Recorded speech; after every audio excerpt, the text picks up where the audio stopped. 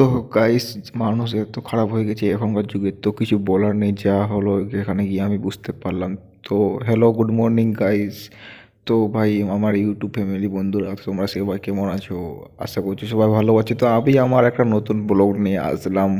আর বাড়িতে বসেছিলাম, ভাবছি কি করব, তো একটু শর্ট ব্লগ বানা যাক আমার অডিয়েন্সদের জন্য। তো বাড়িতে আজকে বসে আছি, মা বলছে যা জমিতে যা, একটা কেয়ার আমাদের বাকি ছিল ধান কাটতে, ধানটা কাঁচা ছিল, তো তার জন্য বলছে যে ধানটা এখন পেকে গেছে, তো এখন কাটেনি, গাড়ি দিয়ে কাটতে পারেনি, তখন কাঁচা ছিল।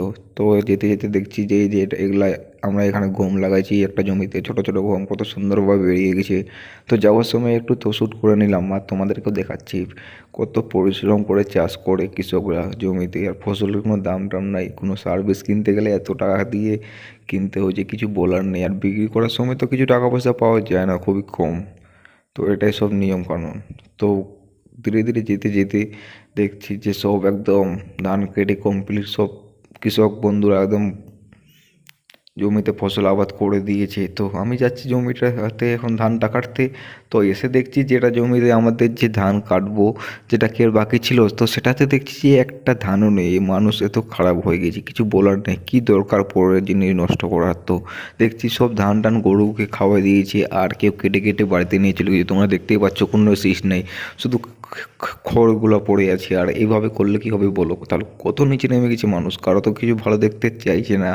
আর কি করবো বন্ধুরা, তো করে বাড়ি চলে আসলাম। আসার সঙ্গে সঙ্গে তো মনটাও খারাপ।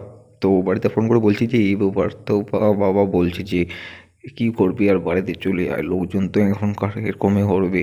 মন টন তো ভালো ছিল না জিনিসটা দেখার পর। তো আমি আবার বাড়ি আসার পর আমার সাইকেলটা খারাপ হয়ে গেছিলো, তো সাইকেলটা নিয়ে আবার চলে গেলাম সাইকেল মিস্ত্রির দোকানে। এটা দিয়ে আমার তিনবার, পরপর তিনবার আমি সাইকেলের দোকানে যাই 3 দিন পর। সাইকেলটা ডেলি ডেলি খারাপ হচ্ছে, একদিন এটা একদিন এটা। তো ওর সাথে আমি ঝামেলা লাগাই দিয়েছি, বলছে ঠিক করে কাজটা কর। কেন ভাই এইভাবে কাজটা করছি? হ্যাঁ, আমার টাকা যত সব শেষ করে দিবি?